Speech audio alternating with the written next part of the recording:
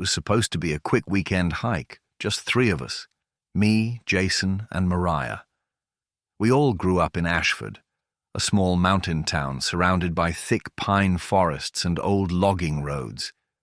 People there love their privacy, and everyone knows the hills belong to the loggers.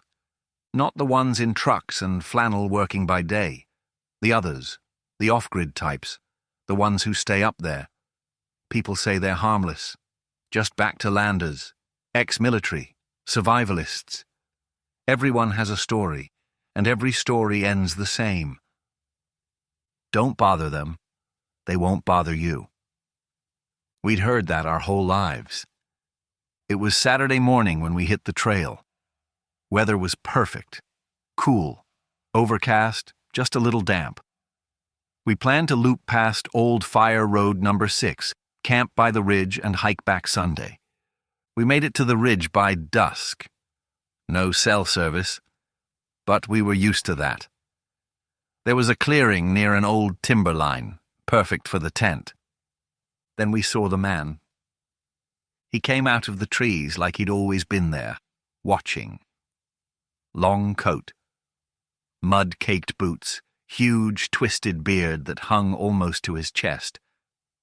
He wasn't holding anything, but his eyes pinned us like knives. "You're not supposed to be up here," he said. Jason gave a nervous laugh. Didn't think it was private land.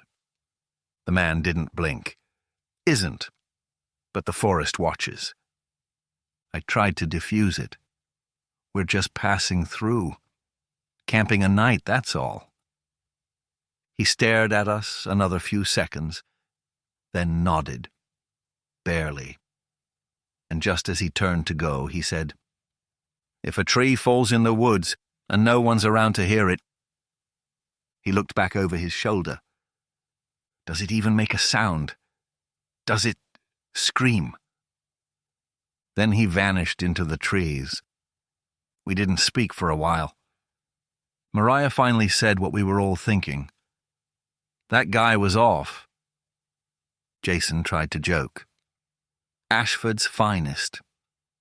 But we were jumpy. We double-checked the tent zippers, built the fire higher than we needed. Every snapped twig in the dark made us flinch. At one point I thought I saw movement, just a quick flicker of shape beyond the trees low to the ground, but when I turned, nothing was there. I didn't tell the others, no reason to make it worse. Even the wind felt weird, like it wasn't passing through, just circling us, watching. We didn't sleep much. Sometime around 3 a.m., I woke up needing to pee. I unzipped the tent and stepped into the dark, moving just far enough not to stink up camp. That's when I saw the footprints. Fresh, in the damp moss and pine needles, bigger than mine, heavier, leading around our tent.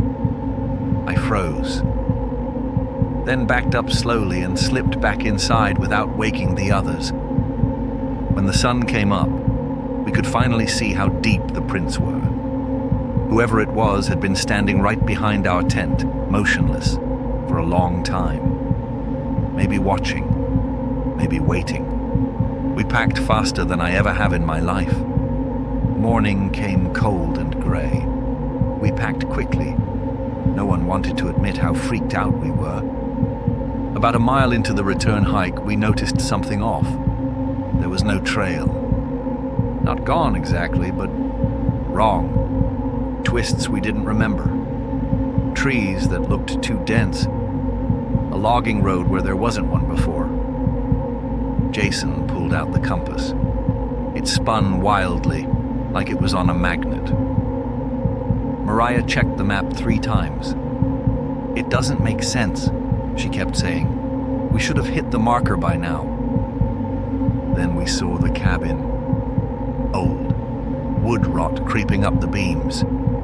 A chimney that leaned like it wanted to fall. But there was smoke curling from the top. Jason hesitated. "Maybe they have a phone. We're clearly off trail." "I don't like it," Mariah whispered. What if it's his? We'll knock. Worst case, we walk away. We approached slowly. Jason knocked. No answer. Then the door creaked open. I don't know what I expected. A recluse. A family. Maybe a barking dog. Not this. The cabin was empty, dust-coated, spiderwebs across the shelves. But the fire was lit. There was food on the table, still warm. Someone was just here, I said. Jason stepped inside. Hello? Silence.